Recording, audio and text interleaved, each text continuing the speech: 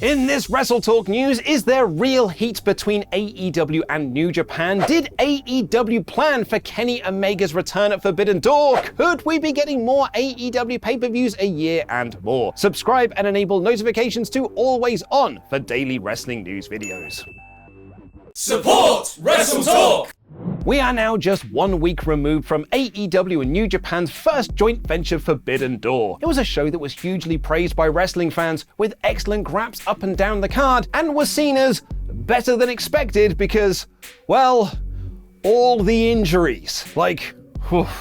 All the injuries. And there's actually too many injuries to list. The show was also a success financially, with Tony Khan revealing that Forbidden Door made over $1 million in ticket sales and over $5 million in pay-per-view buys. The show is estimated to have sold around 125 to 127,000 buys, most of which were in the United States, which is only slightly down from the 173,000 that Double or Nothing did just 1 month earlier. This is the first time that AEW have run a pay-per-view the month after the previous one, and it didn't seem to put off many wrestling fans. We'll have more on that in a little bit. However, there were some nagging thoughts surrounding Forbidden Door, one of which being, it's not quite the card of dream matches I was hoping for. Not to say that it was a bad card, but fans had lofty expectations for the show, particularly because AEW New Japan told fans that it would be the top stars of AEW versus the top stars of New Japan. While it did feature that in Jon Moxley versus Hiroshi Tanahashi and Okada, Jay White, Adam Cole and Hangman Page in a four-way, not to mention Will Ospreay versus Orange Cassidy, there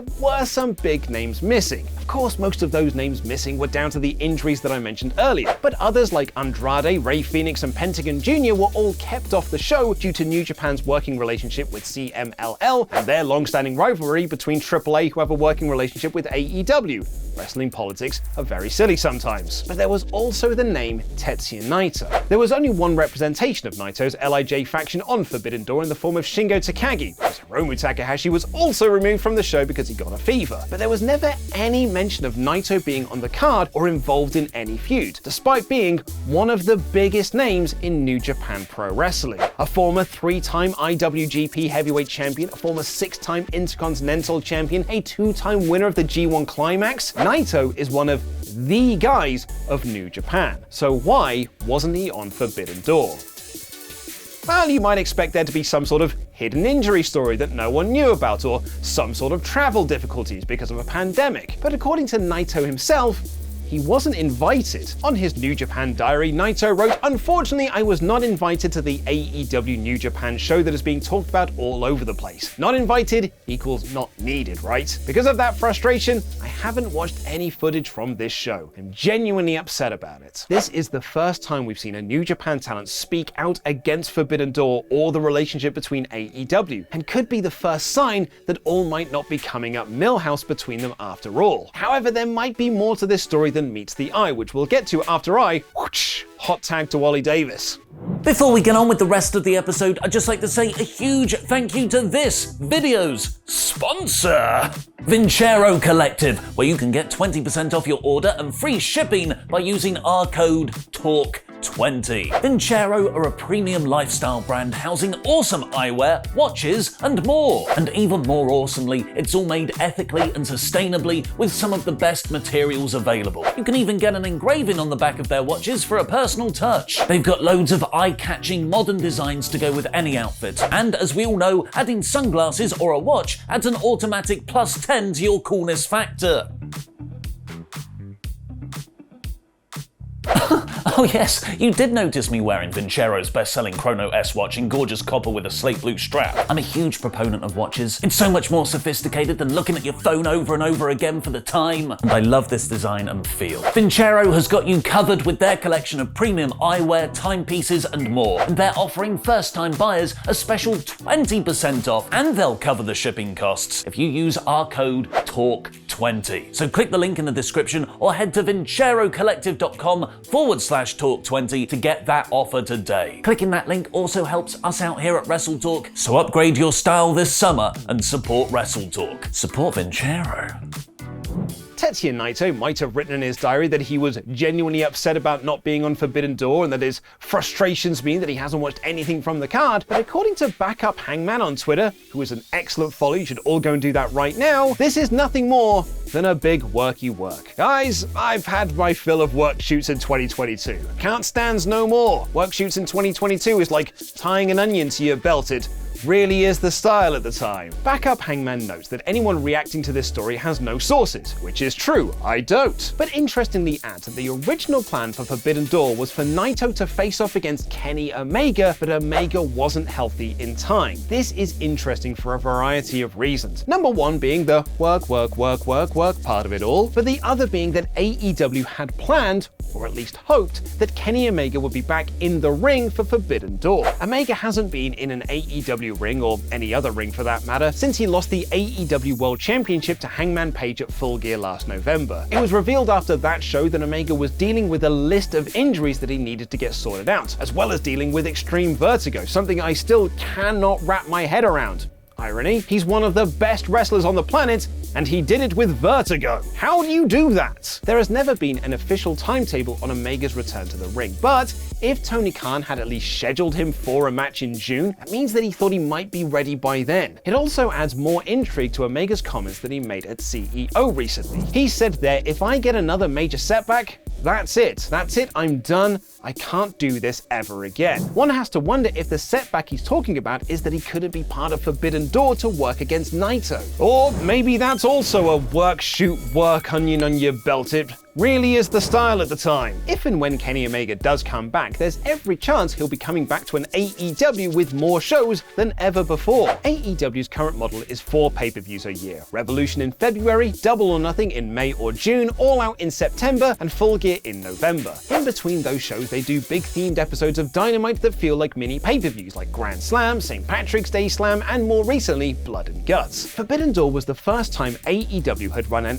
actual pay-per-view, one that fans had to put money down to buy, 1 month after the last show that fans paid money for. As we discussed earlier, it didn't seem to affect the show in any great capacity. And according to Andrew Zarian on Wrestling Observer Live, Warner Media are quite keen for All Elite Wrestling to run more pay-per-views a year, perhaps bumping them up to 6 rather than 4. He said on the show, Warner Media want more pay-per-views from AEW, adding that Warner Media want more than 4 pay-per-views a year, but they're not forcing them to do this. They would just love for them to do more. Zarian also notes that the ROH Death Before Dishonor pay-per-view announcement came days after he was told that Warner Media wanted more shows from All Elite Wrestling, and speculates that Death Before Dishonor could be a test between AEW and BR Live to see if there's enough demand from the audience to have more shows. There's also the speculation that Death Before Dishonor airing on BR Live means that there could be a TV deal in place between Tony Khan and Warner Media to host new Ring of Honor content. Zarian adds, "I don't know this, but I wouldn't be shocked if there was a TV deal announcement at the pay-per-view." And speaking of pay-per-views, WWE had one just the other day, and there was a big meeting beforehand. Thank you for your support on Patreon, Ako Washi Tape and Angelic Angelo Macardo. Get your own Patreon shoutout over at patreon.com/WrestleTalk. It was reported ahead of Money in the Bank this past Saturday that interim CEO of WWE Bunny Ears, Stephanie McMahon, had a meeting with talent to discuss a multitude of topics, with sources telling WrestleVotes that the meeting was well received. Sean Ross Sapp over at Fightful Select also added that he'd heard positive vibes coming out of the meeting, and has now revealed more details about it. SRS reports that the meeting was held by Stephanie, Triple H, and Nick Khan, and was described as simply a staff meeting. So nothing to get too excited about, folks. This is Murray holding a band meeting. According to Fightful Select, it was reiterated that Triple H is back working full-time with the company, and that Stephanie's door is always open. Stephanie McMahon to Forbidden Door confirmed. SRS adds that much of what was said was already known by talent, but the feeling coming out was so positive because Stephanie McMahon seems to be outright adored based on those we heard from. Fightful adds that they don't know if Vince McMahon was part of the meeting. We do know that he was at the UFC show that took place after Money in the Bank, but SRS notes that Vince was at the pay-per-view and was still operating as usual because Stephanie is interim CEO of the company Bunny Ears. WWE themselves even noted in their own press release that even though Vince McMahon was stepping down as CEO of the company while under investigation by his own board, he would still remain in charge of creative. So perhaps he's one of the people that is pushing for the breakup of the Street Profits. Despite being on the same page for every episode of TV, and indeed Money in the Bank, it was said on SmackDown that Montez Ford and Angelo Dawkins are not on the same page, hinting towards a breakup of the team. But the real surefire sign that WWE may be looking to break this team up is that commentary spent 80% of their match against the Usos at Money in the Bank talking about how muscly Montez Ford is, which really sounds like Vince speak for, make this guy a single star right now, think of all the pose-down segments we can do. And according to Dave Meltzer on Wrestling Observer Radio, there are those in WWE management who are very high on Ford right now, especially with his new physique. Meltzer adds that there are those pushing to break the team up and push Ford as a singles guy. While one would presume that we're getting a rematch between Street Profits and the Usos as Ford's shoulder was up on the pinfall in their Money in the Bank match, it will come as no surprise that Meltzer is also reporting another plan for SummerSlam is for Liv Morgan to defend her newly won SmackDown Women's Championship against former champion Ronda Rousey. The perfect final Jeopardy spot, with Theory's last-second inclusion being a great tease that he could win, but Riddle valiantly fights him off. But nope, instead, they didn't do that. And Theory just won. In true WWE style, they finally strapped the Rocket to make a new guy, but it's the wrong new guy. At least we got Liv.